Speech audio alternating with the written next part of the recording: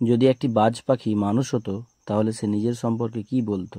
অথবা কল্পনা করো তুমি একটি বাজ পাখি, আকাশের রাজা তুমি, তুমি গাছের চূড়ায় বসে রয়েছ, সমস্ত জঙ্গলের প্রাণী তোমার লক্ষ্যে। কবিতার এক্সপ্লেন করব বাংলাতে, তো ভিডিওটা পুরো দেখার অনুরোধ রইল। তো হ্যালো ডিয়ার স্টুডেন্ট, আজ আমরা পড়ে নেব টেড হিউজের লেখা হক রোস্টিং, যার মানে হলো বিশ্রামরত বাজ পাখি। এটি তোমাদের ক্লাস 12-এর 4th সেমিস্টারের একটি কবিতা। তো কবিতাটা পড়ে নেব, তার আগে কবি সম্পর্কে একটু জেনে নেব।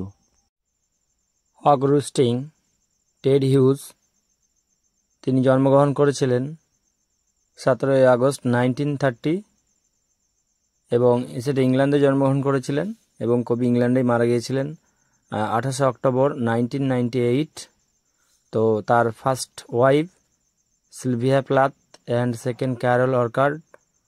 আর এই যে কবিতাটা আমরা পড়ব, এটা হচ্ছে নেওয়া হয়েছে second collection of poems Lupercal 1906-তে, যেটা 1960-তে যেটা কিন্তু পাবলিশ হয়েছিল। আর এটা একটা ড্রামাটিক মনোলগ। তো চলো এবার কবিতাটা পড়ে নিই। তাহলে চলে আসলাম কবিতাটা নিয়ে, বেঙ্গলি মিনিং সমেত তোমাদেরকে আজকে পড়ে শোনাবো। হক রোস্টিং। হক মানে বাজ পাখি, ফ্যালকন যাকে বলা হয়, এবং রোস্টিং মানে বিশ্রামরত। তাহলে এই কবিতার মানে কি হচ্ছে, যেটা টেড হিউজের লেখা, বিশ্রামরত বাজ পাখি। এবার লাইন বাই লাইন পড়ে নেব। I sit in the top of the wood. আমি গাছের একদম মগ ডালে বলতে পারো বসে রয়েছি। আমি গাছের একদম উপরে বসে রয়েছি। মাই আইজ ক্লোজড। আমার চোখ বন্ধ রয়েছে। ইন অ্যাকশন, কোনো কাজ করছি না। নো ক্লাসিফাইং ড্রিম, অর্থাৎ কোনো মিথ্যে স্বপ্ন দেখছি না। বিটুইন মাই হুকড হেড, আমার এই বাঁকানো মাথা, অ্যান্ড হুকড ফিট, এবং এই বাঁকানো পা এর মাঝে। Or in sleep rehearse perfect skill and it, এবং অথবা ঘুমের মধ্যেও আমি কিন্তু অভ্যাস করে চলেছি। রিহার্স মানে হচ্ছে অভ্যাস করা, অনুশীলন করা। পারফেক্ট মানে সঠিকভাবে সেই হত্যা করা এবং সেই খাবার সংগ্রহ করা। তাহলে এই কবিতায় ফার্স্ট স্ট্যাঞ্জারে সেখানে আমরা জানলাম যে এই হক অর্থাৎ বাজ পাখি গাছের মগডালে বসে রয়েছে এবং জঙ্গলের নিচে তার লক্ষ্য রয়েছে, এবং তিনি অত্যন্ত আত্মবিশ্বাসী যে এই সব কিছুই তার। সেই ঘুমের মধ্যেও যেন অনুশীলন করতে পারে শিকারকে কিভাবে শিকার করতে হবে, হত্যা করতে হবে এবং খেতে হবে। এবং পরের প্যারাটা আমরা পড়ে নেব। The convenience of the high trees. বড় বড় গাছ থাকার এই সুবিধা। The air buoyancy and sun's ray. সূর্যরশ্মি এবং বাতাসের উচ্ছ্বাস বা বাতাসের এই প্রবাহ। Are of advantage to me, সব আমারই জন্য। And the earth's face upward for my inspection, এবং এই পৃথিবী মুখর হয়ে রয়েছে সব কিছুকেই আমার পরিদর্শন করার জন্য যেন। তাহলে এই প্যারাটা অর্থাৎ সেকেন্ড স্ট্যাঞ্জাতে আমরা দেখলাম যে এই বাজ পাখি গাছের অনেক উপরে বসে থাকলেও সেই গাছ, বাতাস তা যাকে উড়তে সাহায্য করে, সূর্যরশ্মি যা আলো দেখায়, যা তাকে দেখতে সাহায্য করে, সবই যেন তারই সৃষ্টি, এবং এই আলো যেন তাকে জঙ্গলের তলদেশে কী রয়েছে তা দেখতে সাহায্য করছে। তো তারপর থার্ড স্ট্যাঞ্জা।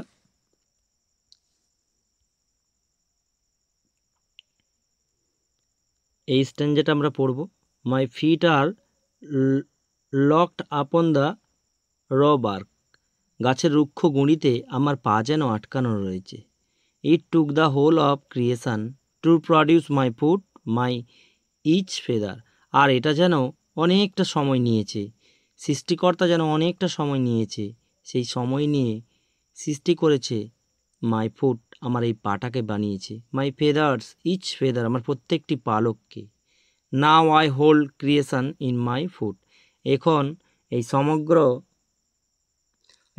সমগ্র সৃষ্টিকে রেখেছি যেন আমি আমার এই পায়ে ধরে। চলো তার পরের স্ট্যান্জাটা পড়ে নিই।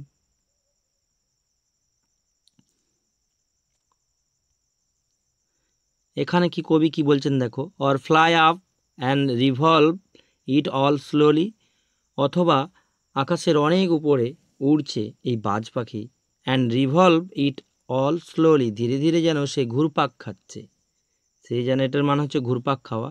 I kill where I please, বনের যে জায়গাটাতে পছন্দ সে সেই জায়গাটাতেই শিকার করতে পারে, যেখানে সে মুগ্ধ হবেন। Because it is all mine, কারণ সবই তো তারই জন্য। There is no sophistry in my body, তার শরীরে কোনো ভদ্রতা, দয়া, মায়া এই জিনিসগুলো নেই। My manners are tearing off head, আমার কাজটাই হলো তাদের মুন্ডকে ছিন্ন বিচ্ছিন্ন করা। তাহলে এই প্যারাটা পড়লাম, তারপরের প্যারায় চলে যাব। এটা আমরা পঞ্চম স্ট্যাঞ্জা পড়ছি। দ্য অ্যালটমেন্ট অফ ডেথ, মৃত্যুকে যেন এই বাজ পাখি বন্টন করছে। For the one path of my flight is direct, এটার মানে কি, কারণ তার উড়ানের পথটা সরাসরি। Through the bones of the living, অর্থাৎ হাড়ের মধ্য থেকে প্রাণকে বের করে নেওয়া। No argument assert my right, কোনো নৈতিক যুক্তি আমার অধিকারকে দাবি করতে পারে না। তাহলে আমরা দেখব এই প্যারাতে ওই বাজ পাখিটি তার যে কর্তব্য বা কাজ কি সেটি তিনি বলছেন, অর্থাৎ প্রাণ ছিনিয়ে নেওয়া অন্যান্য জীবজন্তুদের, কারণ প্রাকৃতিক ভারসাম্য তিনি যেন বজায় রাখার কাজটি এখানে করছেন। নেক্সট আমরা পড়ব শেষ স্ট্যাঞ্জা। দেখো শেষ স্ট্যাঞ্জাটা, the sun is behind me, সূর্য আমার পেছনে। Nothing has change since I began, যখন থেকে আমি শুরু করেছিলাম তার থেকে আর কোনো পরিবর্তন হয়নি। My eyes has permitted no change, কোনো পরিবর্তনের অনুমতি দেয়নি আমার চোখ। My eyes has permitted no change, I am going to keep thing like this, এভাবেই রাখতে চলেছি সমগ্র সৃষ্টিকে আগামীতেও। অর্থাৎ লাস্ট টাইম যাতে আমরা জানলাম এই বাজ পাখির পেছনে রয়েছে সূর্য, আর এই বাজ পাখি তার কাজ করে চলেছে, কোনো কিছুই পরিবর্তন হয়নি যা তিনি শুরু করেছিলেন। তার চোখ একদম স্থির, তার মধ্যে কোনো পরিবর্তন নেই। I am going to keep this thing like this, আর তিনি এটাই বজায় রেখে চলেছেন। তাহলে এই কবিতাটা আমি তোমাদেরকে শুধু মানে সমেত বললাম, ভেরি ডিটেলসে কিন্তু এগুলো আলোচনা করলাম না।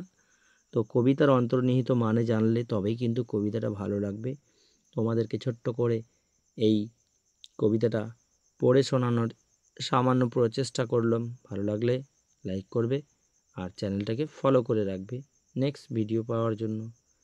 Thank you dear student.